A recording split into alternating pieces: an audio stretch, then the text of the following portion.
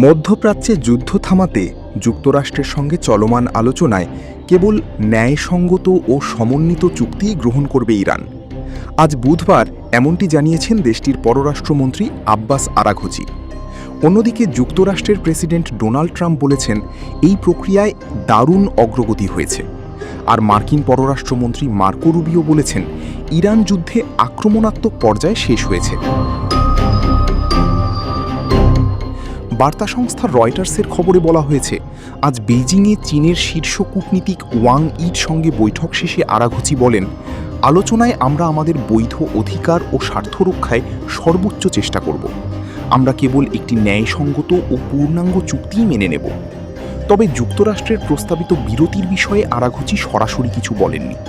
ওই প্রস্তাবে বলা হয়েছিল হরমুজ প্রণালী দিয়ে জাহাজ চলাচল নিরাপদ রাখতে যুক্তরাষ্ট্রের চলমান অভিযানে সাময়িক বিরতি দেওয়া হতে পারে, যাতে দুই পক্ষের মধ্যে একটি চুক্তিতে পৌঁছানো সহজ হয়।